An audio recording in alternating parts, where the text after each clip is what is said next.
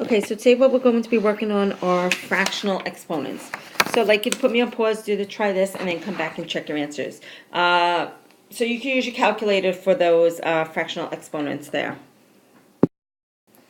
Okay, so hopefully you did try this, and let's see what we have here. All right, so we have the square root of 9. The square root of 9 is equal to 3. So when you plug 9 to the 1/2 power into your calculator, you also get 3. The square root of 64 is 8, and 4 to the 3/2 power is also equal to 8. So now what I want you to notice is this. So what exponent, for number 1, what exponent does the 9 have under that radical? It has an exponent of 1, and a square root has an index of a 2. So notice I have an exponent of a 1 and a square root. So look at that. That's in there, 1 over 2. Another way to write 64, so another way to write that would be 4 to the 3rd power. So notice that I have an exponent of a 3 and my index is 2 since it's a square root. And look at what my exponent here is. It's 3/2. So there is a relationship there. And the relationship is that the exponent is the power that's underneath the radical. See the 3 here? And I have a 3 here, and my denominator is the root that I have on the outside there by the radical. So take a look at the notes. And what do the notes say? The notes say that when you have a fractional exponent, your fractional exponent is the numerator is the power and the denominator is the root. Now this is obviously only true if you have counting numbers. You can't have a negative number. So just put a star here and put that you cannot have a negative exponent. Okay, so no negative exponents, only positive exponents. So therefore, x raised to the a over b power would be a is my power, b is my root. So it would be the b root of x to the a power. Okay, so let's take, now it's just knowing how to write them back and forth. That's all it is. So it's just going to be practice here. Okay, so I'm just going to move everything up. So take a look at number 1. We have 25 to the 1/2 power. So my power is 1, my root is 2. So I have the square root of 25. The square root is a index of 2, and my power is 1, so it's just 25. And the square root of 25 is 5. 16 to the 2/3 power. So my power is 2, my root is 3. So it would be the cube root of 16 squared. Now 16 squared is 256, so it's the cube root of 256. That is not a perfect cube. That's an irrational number, so we would leave it like that.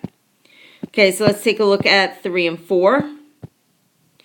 3, notice 3 has a negative exponent, so we have to change that to a positive exponent. So remember, that goes into the denominator. It becomes 1 over 32 to the 3/2 power, positive 3/5, sorry. So this would be 1 over the 5th root of 32 to the 3rd power. Now 32 to the 3rd power, so this is equivalent to 1 over the 5th root, 32 to the 3rd power is 32,768. And that's equal to, the 5th root of that number is 8. So my answer would be 1 over 8. Okay, so let's take a look at number 4.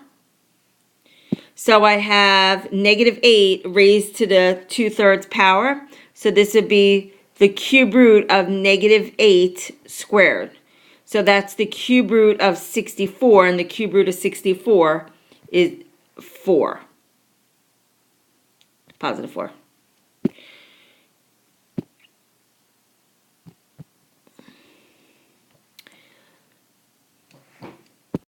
Okay, so let's take a look at number 5.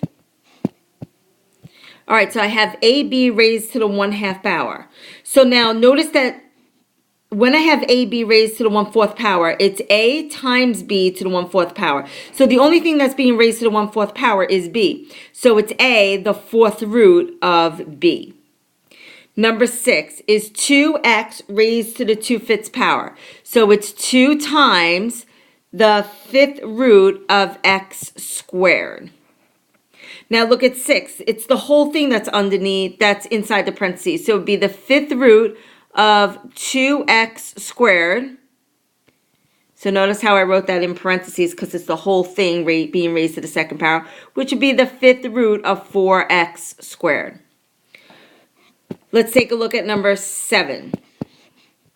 So I have a minus b in parentheses raised to the negative 2/5 power. So I have to make that positive. So it's 1 over a minus bc raised to the 2/5 power. So that's 1 over the 5th root, and you have to use parentheses, a minus bc raised to the 2nd power. All right, so now we have to be able to write going the opposite direction, going from radical form into exponential form. So remember, it's power over the root. So I have the 4th root of 6 to the 3rd power. So it'd be 6. Remember, it's power over the root. So my power is 3, my root is 4. So it would be 6 raised to the 3/4 power. Number 2. I have the square root of 5 to the 3rd power. So my index, if there's no index written, it's a 2 because it's a square root. So it would be 5 to the 3/2 power.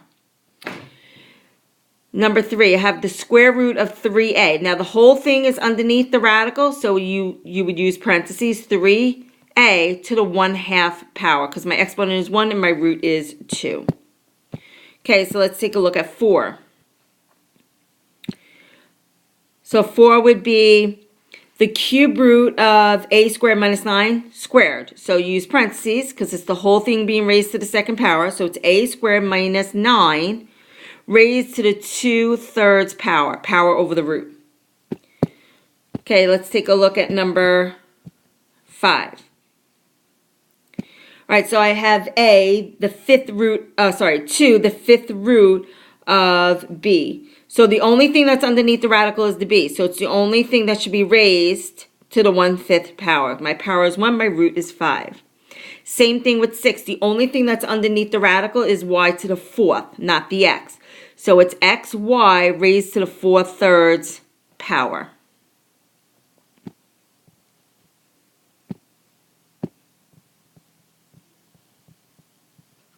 Number 7. Now number 7, I have the whole thing underneath the radical. So it would be 64 to the 1/2 power. Now they have different exponents, right? So I would have a to the 4/2 power, b to the 6/2 power. So I have the square root of 64, or 64 to the 1/2 power is 8. And then I have a squared, b to the 3rd. And let's take a look at number 8. All right, so I have 7xy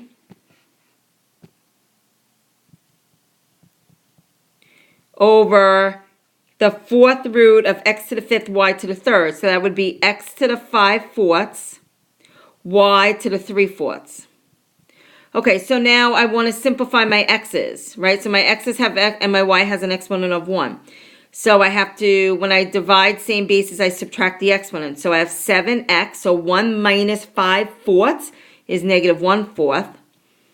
And now I simplify my y's. So 1 minus 3/4 is 1/4. And I want to write this with positive exponents, so this becomes 7. This is the only thing that has a negative exponent, so it goes in the bottom. 7y to the 1/4 power over x to the 1/4 power. Okay, so that's it, and have a good night. We'll practice in class tomorrow.